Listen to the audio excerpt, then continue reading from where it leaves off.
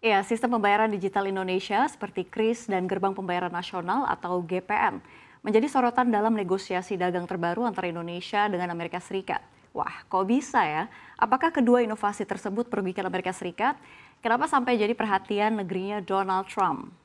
Langsung saja kita bahas dalam tarif Trump, ancam KRIS dan GPN. Kok bisa? Kita lihat di slide yang pertama. Ya, sebelum masuk ke polemiknya, mari kita pahami dulu soal apa sih KRIS dan GPN.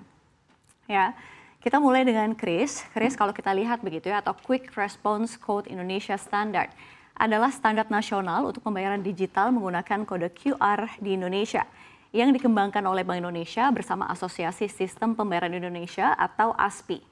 Kehadiran KRIS ini membuat transaksi jadi lebih mudah, cepat, aman, dan juga efisien. Nah, keberadaan KRIS ini menjadi salah satu poin yang dibahas dalam negosiasi dagang antara Indonesia dan Amerika Serikat. Menko Perekonomian Erlangga Hartarto menyebut pemerintah telah berkoordinasi dengan Bank Indonesia dan Otoritas Jasa Keuangan menanggapi pihak Amerika Serikat. Namun belum ada detail lebih lanjut soal langkah konkret dari pemerintah dalam merespons tekanan tarif Amerika. Kalau kita telusuri dokumen National Trade Estimate Report 2025 dari USTR yang dirilis tak lama setelah Trump kembali menggaungkan tarif resiprokal, memang menyebutkan aturan BI nomor 21 tahun 2019 sebagai sorotan utama. Aturan ini menetapkan KRIS sebagai standar wajib untuk semua pembayaran berbasis QR di Indonesia. Masalahnya, penyedia pembayaran dan bank dari Amerika Serikat merasa tidak dilibatkan sejak awal dalam proses penyusunan aturan ini. Mereka khawatir sistem ini akan membatasi akses mereka dan tidak kompatibel dengan sistem global yang sudah ada. Nah, di tahun 2022, Bank Indonesia menyambungkan KRIS dengan sejumlah negara di ASEAN. Tujuannya adalah mengurangi ketergantungan pada dolar Amerika Serikat dan mendorong transaksi lintas negara berbasis mata uang lokal. Hingga kini Indonesia telah menghubungkan sistem KRIS dengan Thailand, Malaysia, Singapura, dan terus menjajaki kerjasama dengan India, Korea Selatan, Jepang, China, hingga Uni Emirat Arab. Langkah ini juga bagian dari implementasi G20 dan ini G20 Roadmap untuk cross-border payments. Dan beberapa tahun terakhir ini volume transaksi KRIS memang terus meningkat ratusan persen secara tahunan setiap bulannya.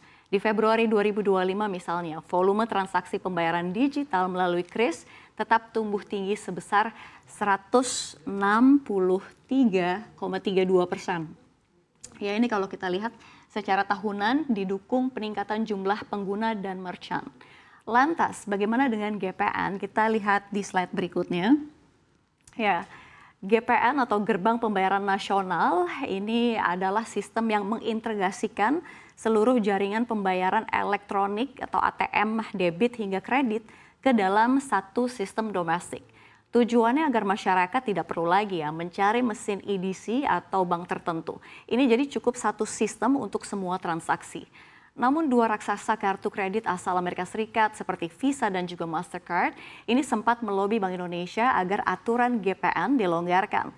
Karena sejak 2019 aturan mewajibkan seluruh transaksi domestik diproses melalui switching provider lokal yang sahamnya mayoritas milik dalam negeri. Artinya Visa dan Mastercard tidak lagi bisa langsung memproses transaksi di Indonesia dari luar negeri seperti contohnya Singapura. Mereka wajib bekerja sama dengan mitra lokal. Dampaknya apa ya? Dampaknya potensi kerugian besar dari fee transaksi, khususnya dari kartu kredit yang menjadi ladang cuan mereka.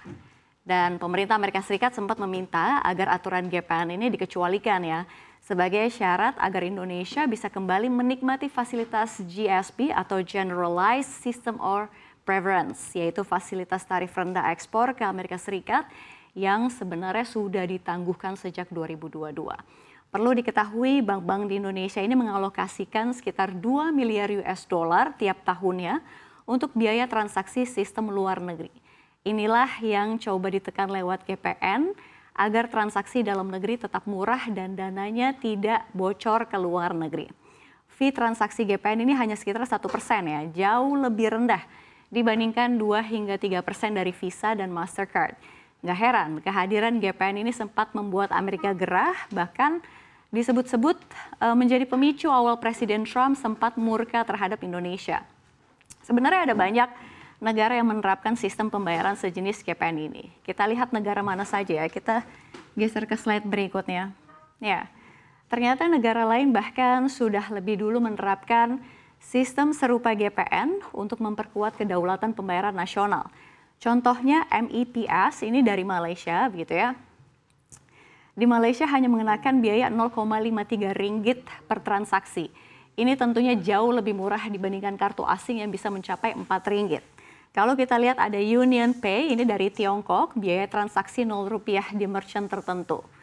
Nets dari Singapura, ini biayanya hanya 0,8% digunakan untuk belanja, transportasi, hingga bayar tagihan.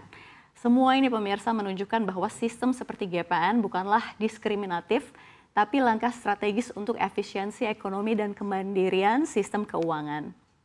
Dan jadi jelas ya, pemirsa, ini kalau kita lihat penggunaan KRIS dan GPN bukan hanya soal inovasi digital. Ini adalah upaya Indonesia untuk memperkuat kedaulatan sistem pembayaran nasional, melakukan efisiensi transaksi dan mengurangi ketergantungan pada dominasi asing. Dan meskipun kedua inovasi ini menjadi sorotan dalam negosiasi dagang antara Indonesia dan Amerika Serikat, tentu kita harapkan kedaulatan sistem pembayaran ini bisa terus dipertahankan. Dan tentunya masyarakat Indonesia bisa terfasilitasi dengan sistem pembayaran yang inklusif, aman, andal, dan tentunya biaya terjangkau dimanapun warga negara Indonesia berada.